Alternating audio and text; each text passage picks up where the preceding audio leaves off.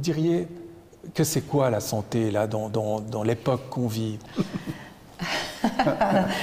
Question éminemment difficile. Bon, je reste très attachée à la réflexion de Canguilhem ou de contemporains qui ont à la fois rattaché la santé à l'idée d'une forme d'aisance dans la vie, oui. D'allure confortable. Ouais. Je pense que l'idée de silence des organes, effectivement, on n'y pense pas, on fait notre vie, etc.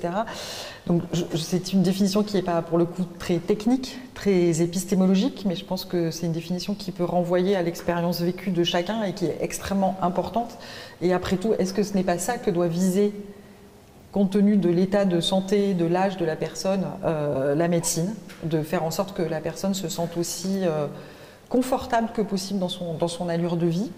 Et en arrière-plan de Canguilhem, je pourrais évoquer un neuropsychiatre allemand qui s'appelle Kurt Goldstein, que j'ai pu traduire et en tout cas beaucoup travailler et commenter avec des collègues qui soignaient des patients, des soldats allemands cérébro-lésés au lendemain de la Première Guerre mondiale et qui les a recueillis dans une clinique à Francfort. Et il a vraiment développé une réflexion assez extraordinaire à ce sujet, puisque c'est des patients qu'on ne pouvait pas guérir à l'époque en fait. Mais donc son objectif, c'est devenu effectivement de leur réoffrir les conditions d'une vie possible en société, en aménageant leur espace de vie de façon à ce que ces personnes ne soient pas confrontées constamment à leur incapacité, à leur sentiment d'inutilité sociale, d'incapable de réaliser des tâches extrêmement quotidiennes qu'ils faisaient avant sans problème, etc.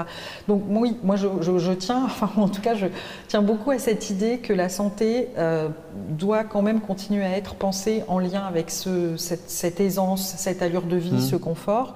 Et pour rebondir sur le propos de Nicolas par rapport aux maladies chroniques, par exemple, avec lesquelles voilà, il y a une multitude de maladies chroniques, elles sont toutes très différentes les unes des autres, et puis il y a des degrés de gravité ou d'atteinte. Mais beaucoup de malades chroniques aujourd'hui avancent l'idée qu'ils vivent une vie, ils vivent leur vie malgré tout, avec médication, passage à l'hôpital régulier, etc. Mais vivent quand même une vie. Et donc ils ont une forme de santé ou de latitude.